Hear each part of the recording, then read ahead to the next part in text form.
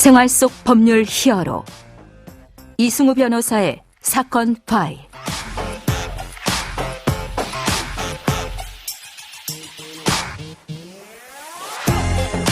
안녕하세요. 이승우입니다. 각종 사건 사고에서 여러분을 구해드리겠습니다. 오늘 열어볼 사건 파일은 가출 팸 관련 사건입니다.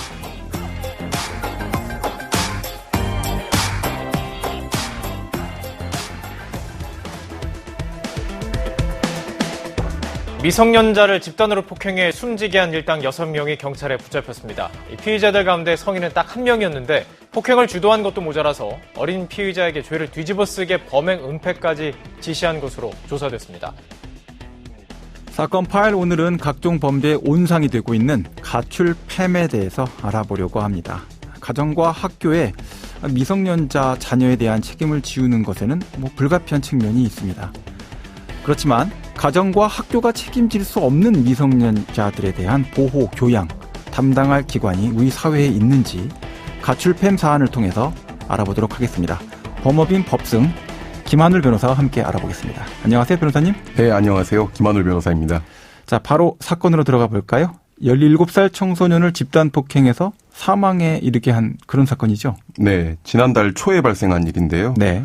충남 천안에서 10대 미성년자를 골프채로 집단으로 폭행해서 숨지게 한 그런 사건이 발생했습니다. 네. 피의자는 총 6명으로 20대 초반 남성을 제외하고는 모두 미성년자였습니다. 예. 그 10대 피해자와 가해자들은 학교에 다니지 않는 학교 밖 청소년, 이른바 가출팸으로 확인이 됐고, 예. 이들은 모두 범행이 일어난 오피스텔에서 함께 지냈던 것으로 조사됐습니다. 이거 아지트였다 이런 얘기도 나오긴 하더라고요. 예. 네. 그 이들 일당이 피의자 중에 유일한 성인이었던 20대 남성 A씨의 지시로 함께 생활했던 것으로 보입니다. 예. 그러던 중에 이 피해자를 골프채 등을 이용해서 약 2시간 동안 집단 폭행한 것으로 알려졌는데요. 예. 조사 결과 20대 남성 A씨는 자신의 여자친구 문제로 피해자와 다툼이 발생하자 나머지 일당들에게 집단 폭행을 지시한 것으로 그렇게 보도가 되었습니다. 네. 사건 발생 열흘 후에 치료 중이던 피해자가 사망을 했고, 경찰은 이들 일당에게 상해치사 혐의를 적용하였고, 살인의 고의가 있었는지 여부를 판단해서 살인죄 혐의도 검토하고 있는 것으로 알려져 있습니다.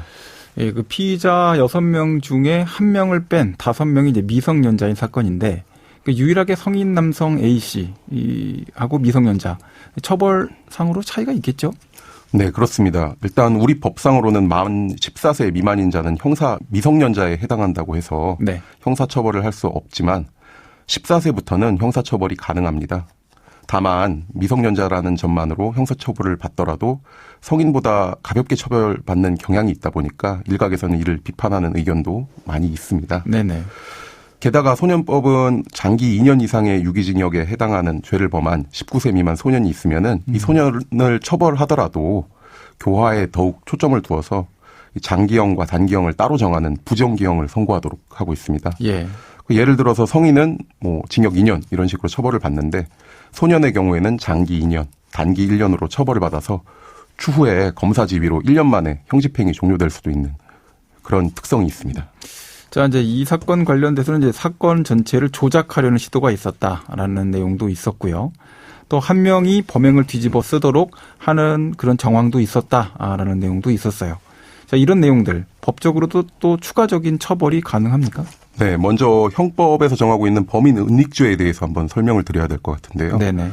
그 벌금 이상의 형에 해당하는 죄를 범한 그런 범인을 은닉하거나 또는 도피하게 한 사람은 3년 이하의 징역 또는 500만 원 이하의 벌금으로 처벌받도록 형법이 정하고 있습니다. 예.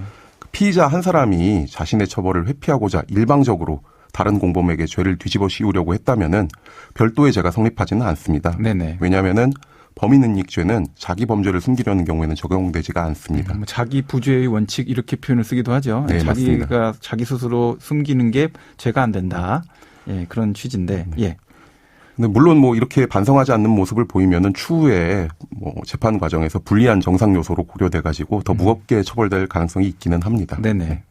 그리고 만약에 그렇지 않고 이 공범들 상호 간에 한 사람이 처벌받고 나머지 공범들을 숨기고자 하는 그런 의사 합치가 있었다면은 각각 범인 은닉죄의 정범과 교사범으로 처벌받을 수 있기는 합니다. 예.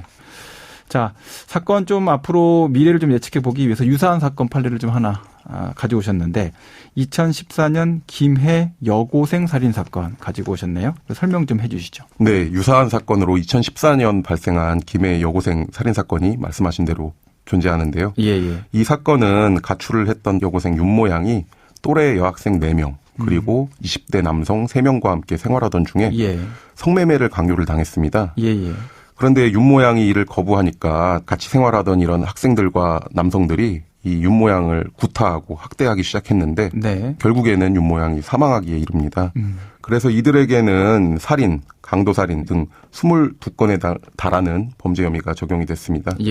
범죄를 주장한 주범에게는 무기징역, 나머지 공범들도 징역형의 중형을 선고받았습니다.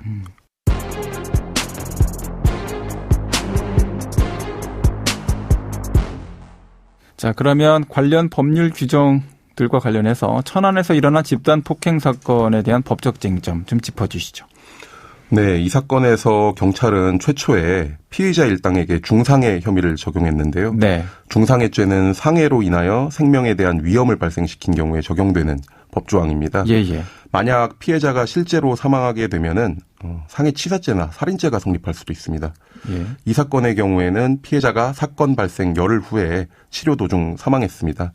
그러니까 피의자 일당에게 상해치사 혐의를 적용할 수가 있고 또 나아가서 이 피해자가 사망하게끔 하겠다는 그런 고의가 있었다면은 살인죄도 적용될 수가 있습니다.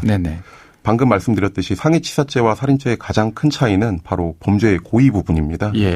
이 사건에서는 피해자 일당들이 피해자에게 집단 폭행을 가하는 등의 상해 범행을 저지른 것은 명확히 입증이 될 것입니다.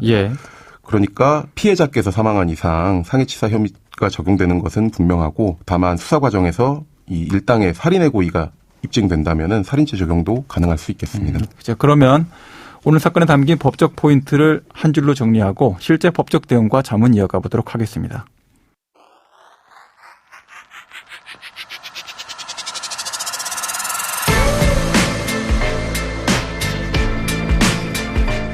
이럴 땐 법대로. 자, 가출팸이 구성되려면 우선 함께 살 거주지가 있어야 되겠죠. 또 먹고 살아야 되는데 의식주를 해결하는 데 필요한 돈이 있어야 됩니다. 자, 결국 모두 돈 문제로 귀결이 되죠. 그래서 가출팸이 구성되려면 돈을 벌어올 사람이 필요합니다. 그런데 아르바이트도 쉽게 할 수가 없죠. 자, 성매매, 공갈, 온라인 성범죄 같은 범죄를 통해서 돈을 벌어야 되는 구조가 됩니다. 결국 가출팸은 자연스럽게 범죄 조직, 범죄 단체와 같이 변질될 수밖에 없는 겁니다. 범죄가 생계를 위해서 반복되고 어느 순간부터는 당연한 일이 되고요. 더욱 대담하게 일상화되는 과정을 계속해서 반복적으로 거치게 됩니다. 자, 그렇게 되다 보니까 가출팸의 범죄는 심각한 위험성을 갖게 되는 것입니다. 자, 그렇다면 집으로, 학교로 돌려보내면 어떻게 될까요? 돌려보내면 다시 나옵니다. 이렇게 돌려보낼 수 없는 가출 청소년에 대한 보호와 교양 관리를 위한 사회적 시스템, 우리가 절실하게 고민해 봐야 될 것 같습니다.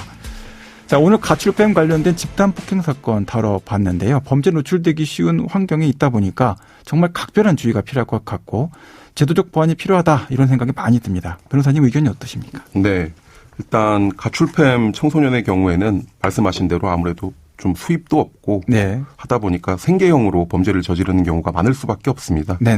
또 특히 실제 사례들을 살펴보더라도 여학생들 같은 경우에는 성매매 범죄에 가담하게 되는 경우도 굉장히 많습니다. 뿐만 아니라 가출팸 구성원이라는 명목 하에 서로 간에 돈을 착취하고 성매매를 강요하면서 돈을 벌어오게 하는 그런 서로 경우도 간에 성범죄도 많이 발생하더라고요. 예, 그렇습니다. 그래서 가출팸 사건들을 살펴보다 보면은 이들이 범죄에 노출되기 쉬운 환경에 있다 보니까 정말로 앞으로도 좀 굉장히 각별한 주의가 필요하겠다는 생각이 많이 듭니다. 특히 가출팸 범죄는 이 어느 구성원이 범죄의 가해자가 되다가도 또 어느 순간에는 한순간에 피해자가 되기도 하기 때문에 사회적으로 많은 관심과 개선을 위한 노력이 필요하다는 그런 생각이 들고 있습니다.